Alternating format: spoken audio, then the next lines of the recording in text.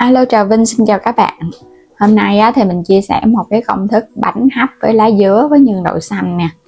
Mềm mềm, dẻo dẻo, dai, béo ngậy, thơm phức cái mùi đậu xanh và lá dứa, ăn kèm nước cốt dừa thì thôi khỏi chê luôn. Dễ làm mà ngon hơn cả bánh su xê, thì bây giờ mời các bạn cùng xem video luôn ha. Đầu tiên là mình dùng 50g bột nếp là khoảng 5 muỗng canh. Bên đây là 100g bột năng nha, 2/3 chén. Cùng với 150g bột gạo là 1 chén, nửa chén đường, thêm chút xíu muối nữa nè. Và đây là 500ml nước lá dứa, mình xay từ 50g lá dứa già. Rồi trước hết các bạn sẽ cho 150g bột gạo. Đường thì mình cho khoảng 2 muỗng canh thôi. Cũng thêm chút muối nữa nè. Rồi các bạn sẽ cho cái phần nước lá dứa vô luôn nha. Mình pha bột gạo trước, rồi cái chút nữa cái phần bột năng và bột nếp thì mình để lại sau, mình sẽ pha vào sau. 500ml nước lá dứa này là mình thấy cái bánh của mình nó có độ dai mềm, ăn ngon, là vừa ăn luôn á. Trộn cho nó đều thì cho nó hòa tan, rồi để qua bên cho nó nghỉ.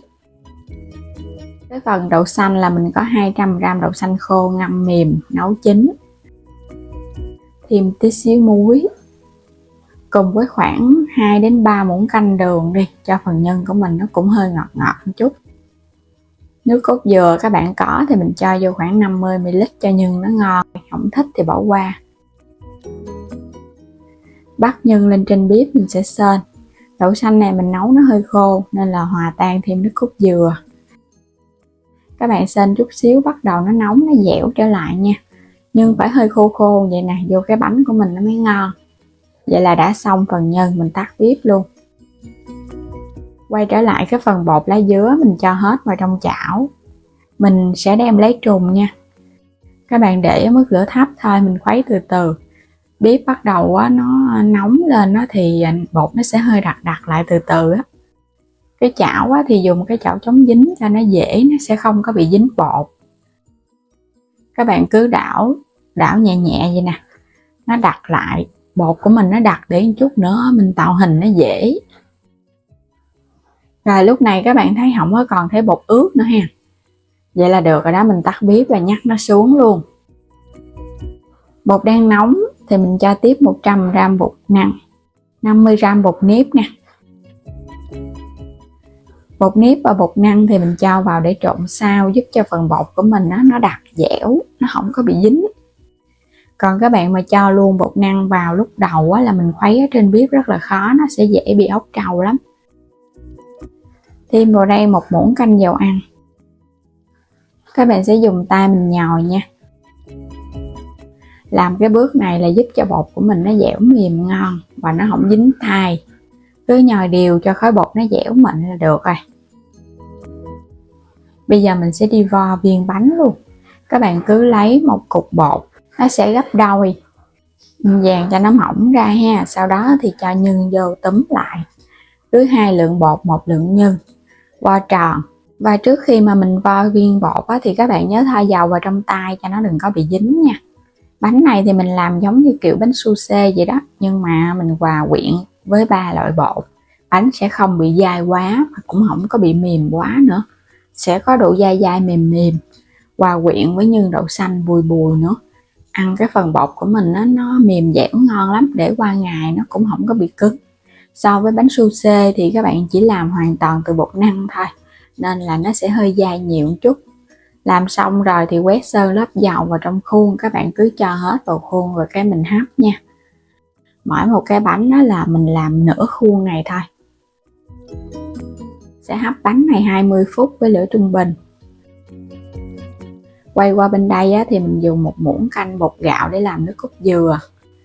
Các bạn sẽ cho ở đây là 300ml nước cốt dừa, nhưng mà mình cho vô từ từ thôi, để khuấy cái phần bột này cho nó hòa tan trước một cái, phần còn lại thì mình cho vô sau. Khi mà bột nó hòa tan xong rồi thì hãy cho hết cái lượng nước cốt dừa còn lại vô. Rồi dằn thêm tí xíu muối nữa cho nước cốt nó đậm đà. Kết hợp với 3 muỗng canh đường nữa đi, cho nước cốt của mình nó ngon ha. Bột gạo hoặc là bột năng gì cũng được. Thì các bạn có bột tinh, bột gạo, bột năng hoặc là bột bắp gì nó cũng tạo độ sệt hết á. Rồi bây giờ bắt lên trên bếp, các bạn khuấy nước cốt dừa với lửa nhỏ thôi, rồi bột nó mới chín hẳn. Đối với bột năng á, thì các bạn sẽ cho ít hơn bột gạo nha, tại vì bột năng cái độ sệt nó nhiều hơn bột gạo á. Bắt đầu nó sệt lại thì mình thấy nước cốt của mình nó ngon lắm rồi. Nước cốt càng béo á, thì mình nhìn nó càng đậm và đẹp hơn.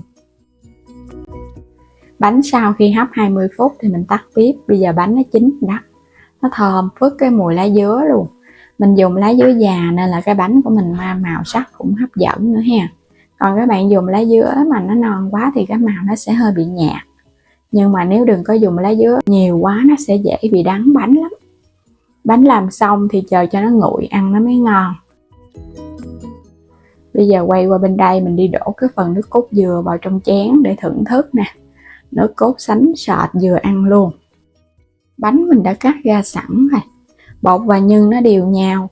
Ở trong cái bánh này thì nó có cái vị ngọt lợ lợ thôi. Phải ăn với nước cốt dừa nó mới ngon. Còn nếu mà các bạn không thích béo là mình ăn không vậy vẫn ngon luôn nha. Nhân nó đã ngọt, bột thì nó lợ lợ là nó kết hợp cũng vừa rồi. Không có thích ăn ngọt nhiều thì ăn không. Còn thích ăn ngọt nhiều, béo nhiều thì khi mà lấy bánh ra chan thêm nước cốt dừa cho nó ướt đẫm lên. Thêm một ít mè rang lên nữa. Nó tăng thêm cái hương vị ngon cho bánh. Giòn giòn thơm thơm, béo ngậy nước cốt dừa. Bột dẻo mềm, đậu xanh nó thì bùi bùi nè. Bánh này không thể thiếu là nước cốt dừa. Nếu mà không có nước cốt dừa là nó sẽ bị mất một cái vị ngon đặc trưng cho bánh.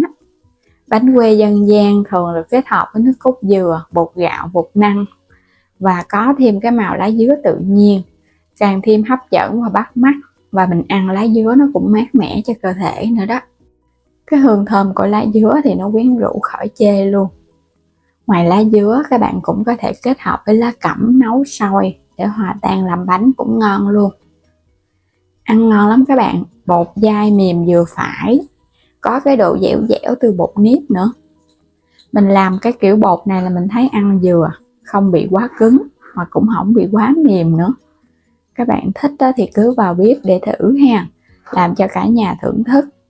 Bây giờ thì cảm ơn các bạn đã theo dõi hết video của mình. Nếu chưa đăng ký kênh thì vui lòng đăng ký ủng hộ kênh Alo Trà Vinh và Alo Trà Vinh 2 để nhận các video mỗi ngày. Xem kênh hoàn toàn miễn phí. Mời các bạn bấm vào ảnh kênh của mình chuyển đến cửa hàng để xem nhiều cái sản phẩm mình bán ở trong kênh ha. Hoặc là bấm vào góc trái video xem sản phẩm, lựa chọn giá cả phù hợp thì mua ủng hộ kênh mình. Bây giờ thì xin chào tạm biệt, hẹn gặp lại các bạn ở những video tiếp theo.